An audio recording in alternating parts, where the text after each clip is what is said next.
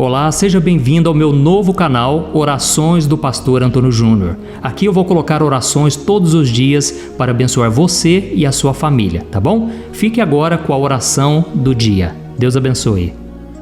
Olá, meu querido irmão, minha querida irmã. Eu desejo que a paz do Senhor Jesus repouse sobre a sua vida agora e sobre a sua família hoje e sempre. Amém? Eu sou o pastor Antônio Júnior. Irmãos, eu quero agradecer a vocês do fundo do coração por estarem aqui novamente. Esse é um momento de paz, é o momento onde você aquieta o seu coração, é o momento em que Jesus ele vem falar com você através da Bíblia, da sua palavra. Essa palavra, irmãos, mudou a minha vida muitos anos atrás e eu nunca mais fui o mesmo. Eu sentia antes um vazio muito grande que nada preenchia. Irmãos, eu desfrutei de muitos prazeres deste mundo. Sabe aquela vida louca? É isso que eu tinha aos meus 18 anos, 17, 16. Irmãos, foi a fase mais louca da minha vida, só que ao mesmo tempo era uma loucura que não preenchia. Então hoje, de verdade, eu posso dizer que eu sou louco por Jesus. Hoje eu tenho uma paz que esse mundo não conhece. E você que talvez está aí me ouvindo, você não tem essa paz ainda, porque você ainda não se entregou verdadeiramente a Jesus. E como que eu posso entregar minha vida a Jesus, pastor? Talvez você esteja perguntando. Você simplesmente tem que se arrepender dos seus pecados, crer que Jesus morreu na cruz pelos seus pecados e que Ele ressuscitou. E agora você tem que tomar a decisão de não fazer mais a sua vontade, mas fazer a vontade dEle. E é aí, irmãos, que muitas pessoas se enganam porque elas pensam assim: eu preciso consertar minha vida primeiro. Eu não posso ir até Jesus porque eu tenho tantos erros, tantos pecados, tanta bagunça para resolver ainda. Irmãos, essa é a maior mentira do diabo que ele tem lançado na cabeça das pessoas. Porque se você olha para o Evangelho, para os Evangelhos, você percebe que as pessoas que se chegavam a Jesus eram exatamente as que mais precisavam. E o próprio Jesus disse: eu não vim para os sãos, eu vim para os doentes. Eu vim para trazer o perdão àqueles que se arrependem, entendeu? Então Jesus ele veio para pessoas como você. Se você se sente a pior pessoa do mundo, a mais pecadora, a mais safada, a mais promíscua, a mais rebelde, perturbada, não importa. É você que Jesus quer fazer um milagre lindo e maravilhoso. Amém? Aconteceu comigo. Eu estou aqui falando assim com essa expectativa, com essa alegria, porque eu não estou falando de uma coisa teórica. Eu estou falando do que eu vi, do que eu vivi. Jesus está vivo. Ele me tirou das drogas, Ele me tirou da pornografia, da masturbação, de uma vida de mentiras. Jesus transformou a minha história e eu vou te mostrar hoje um milagre que Jesus fez. Eu já vou ler para você. E esse milagre vai ser um divisor de águas na sua vida. Amém? Glória a Deus. Olha, nós já vamos começar, só vou pedir rapidinho para você clicar aqui. Tem um botão inscrever-se, do lado vai aparecer um sininho, dá uma olhadinha aí. Clica nesse sininho e selecione a opção todas que vai aparecer aqui, porque aí você vai receber aí no seu celular as próximas orações e vídeos que eu colocar, tá bom? Irmãos, eu quero ler com você uma passagem que está lá em João capítulo 9, o versículo 1 ao versículo 3. Diz assim, Enquanto caminhava, Jesus viu um homem cego de nascença. Os seus discípulos perguntaram: Mestre, por que esse homem nasceu cego? Foi por causa dos seus próprios pecados ou dos pecados de seus pais? E Jesus respondeu: nem uma coisa nem outra. Isso aconteceu para que o poder de Deus se manifestasse nele. Amém? Irmãos, aqui nós vemos uma passagem muito interessante. Para mim, é um dos capítulos da Bíblia que mais me tocam. É João capítulo 9. Depois você pode ler na sua casa o capítulo 9 de João inteiro. Você vai ser muito abençoado, tá certo? E aí, irmãos, o que acontece? Quando Jesus viu aquele cego, junto com os discípulos, aquele cego de nascença, os discípulos perguntaram a Cristo.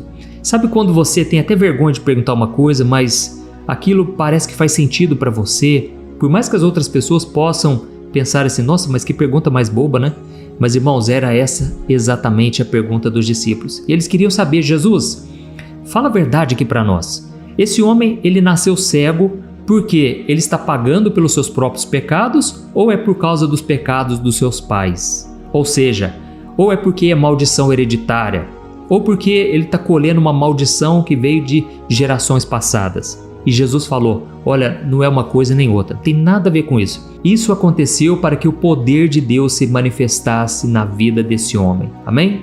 Irmãos, é difícil a gente entender isso, né? Porque a gente começa a pensar, por que será que Deus permite certas coisas, tanto sofrimento?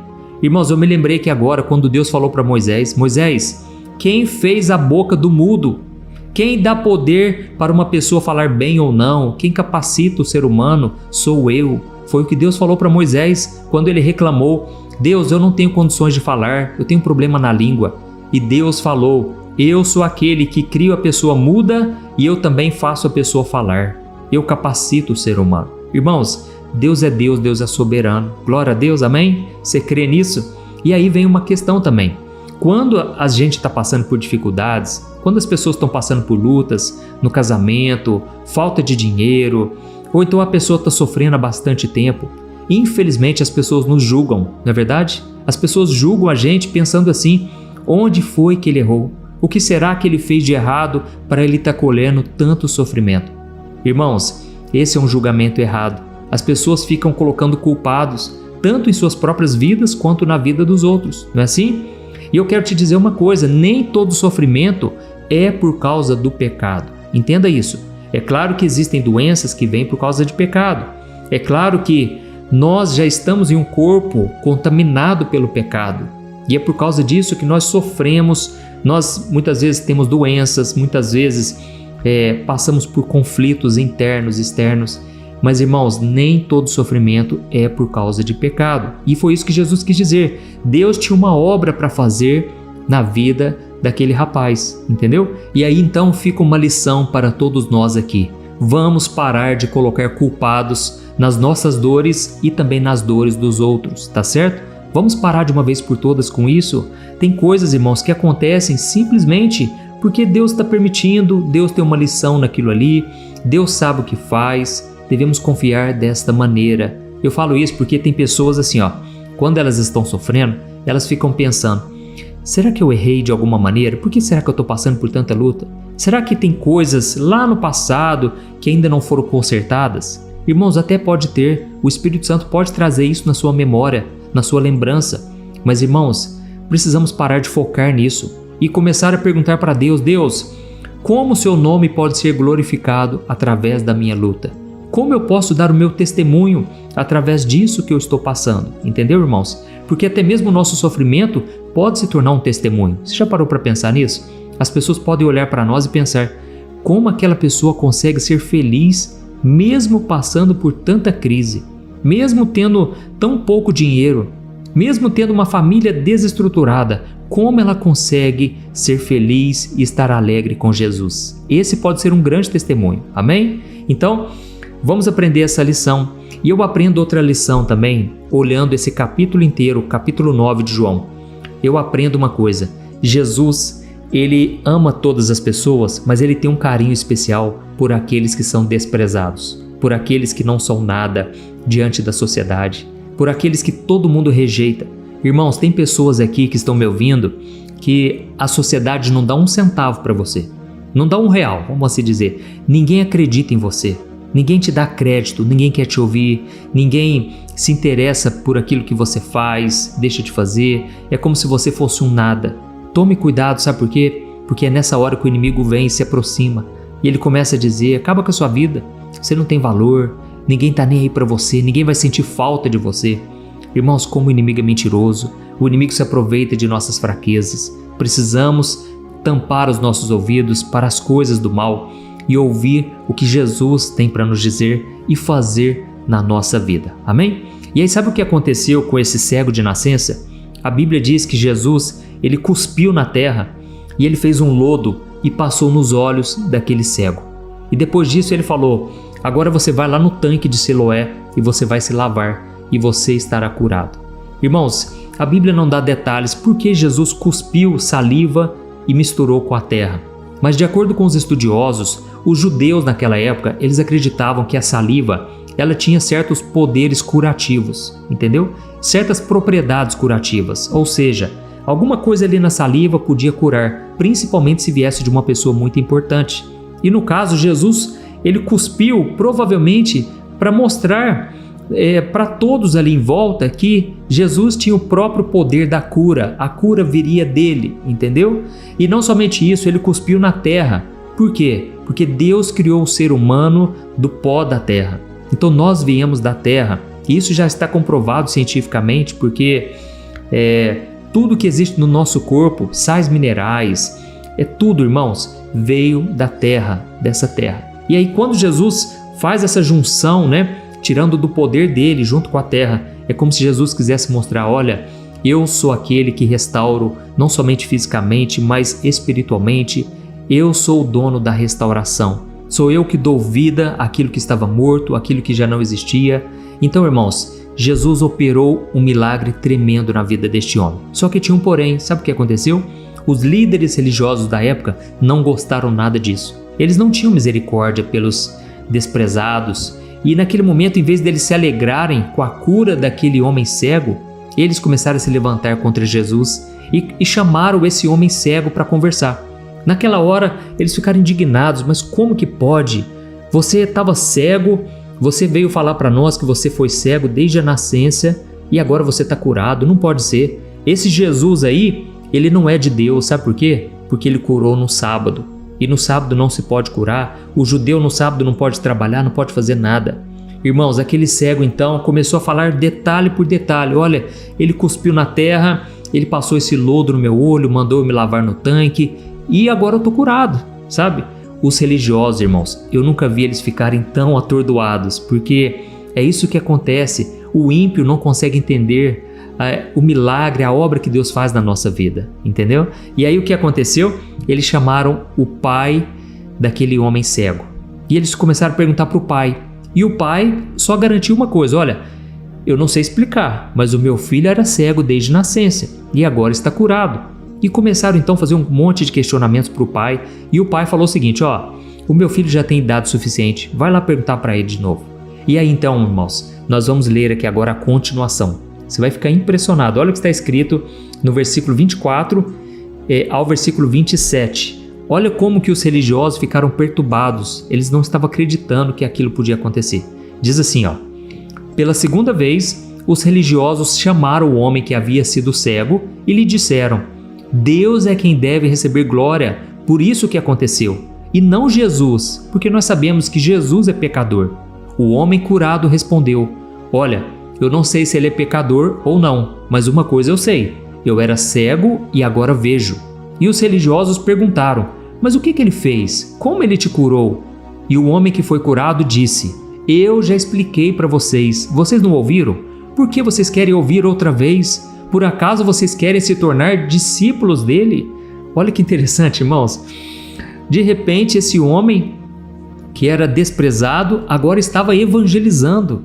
Estava pregando para os líderes religiosos. Irmãos, eu achei muito tremenda essa passagem, porque aquele ex-cego, ele não era teólogo, ele não tinha conhecimento profundo das Escrituras, ele não entrou em debates teológicos com palavras muito difíceis, não, ele simplesmente contou a sua própria experiência. Irmãos, eu vou explicar uma coisa aqui para vocês. Muitas vezes a gente vai conversar com as pessoas e a gente vai tentar argumentar de todas as formas que a Bíblia é a palavra de Deus, que Jesus é o Filho de Deus, não é assim?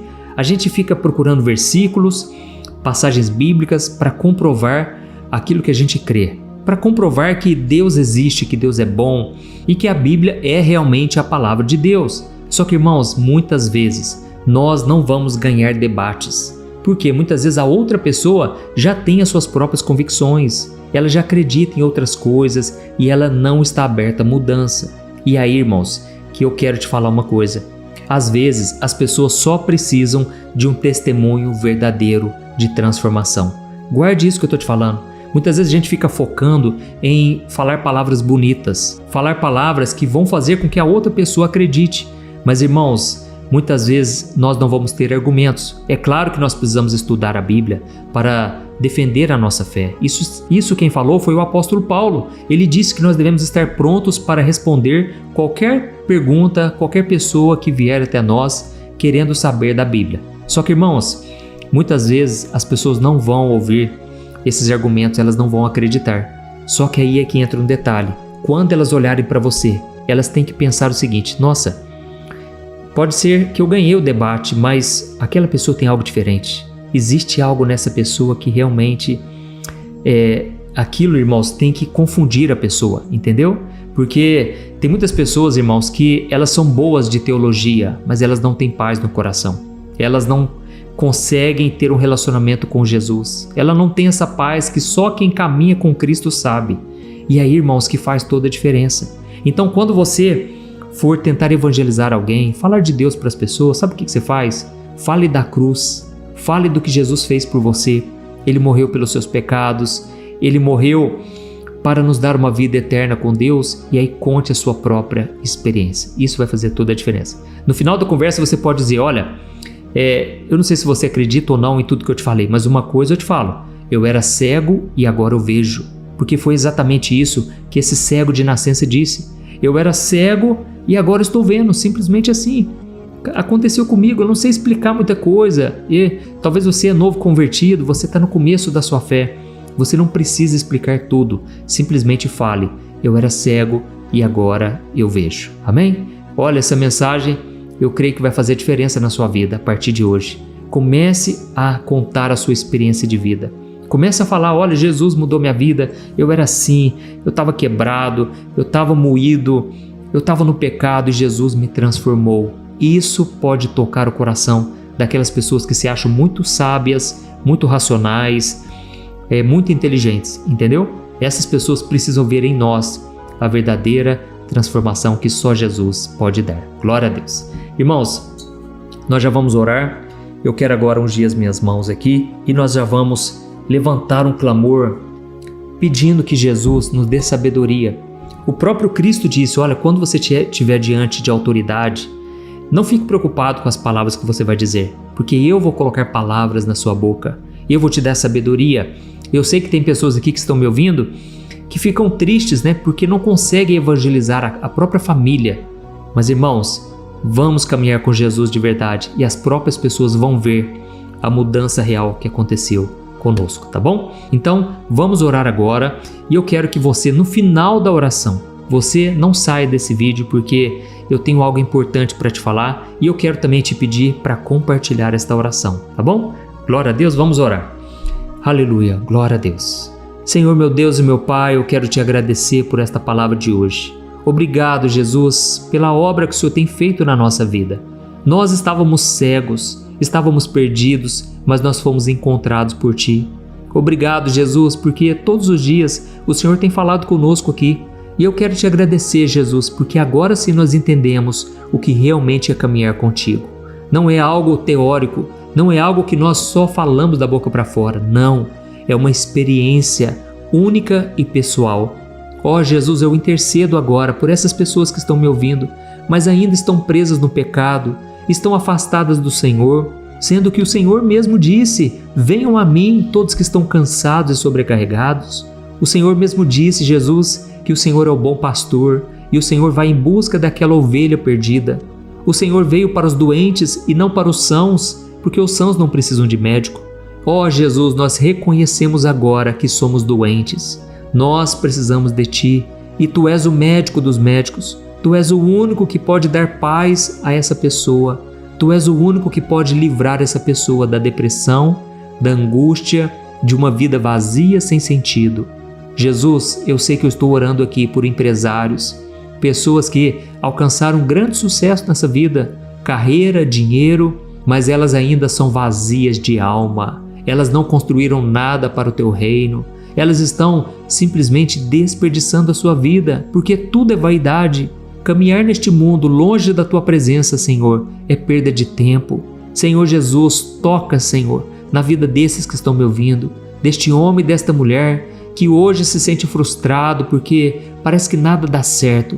E aí essa pessoa fica procurando um culpado, procurando saber onde foi que ela errou. Mas, Senhor, independente do que seja, eu creio que o Senhor quer fazer uma obra linda hoje, uma obra de transformação, de salvação e de libertação. Deus, eu coloco diante de Ti, Senhor, a vida dessa pessoa e eu te peço agora, acampa os Teus anjos, proteja, Senhor, essa pessoa, livra ela de todo mal, Senhor, livra a sua casa de todo mal e que ela possa declarar em cada cômodo de sua casa, Jesus Cristo é o Senhor, que ela possa orar, interceder e nunca desanimar. Senhor, muitas vezes nós não entendemos da Tua palavra claramente, muitas vezes não temos palavras para argumentar com as pessoas, mas uma coisa nós queremos ter: um testemunho vivo do Teu poder, um testemunho vivo de que fomos transformados e que o Senhor mudou a nossa história. Antes nós éramos mentirosos, nós éramos beberrões, maltratávamos as pessoas, mas agora nós somos carinhosos, amorosos, somos respeitosos e amamos o nosso próximo. Jesus, é isso que nós queremos viver a partir de hoje. E desde já eu te agradeço e fica conosco, Senhor, até a consumação dos séculos. É em Teu nome, Jesus, que eu oro e te agradeço. Amém. Glória a Deus. Aleluia.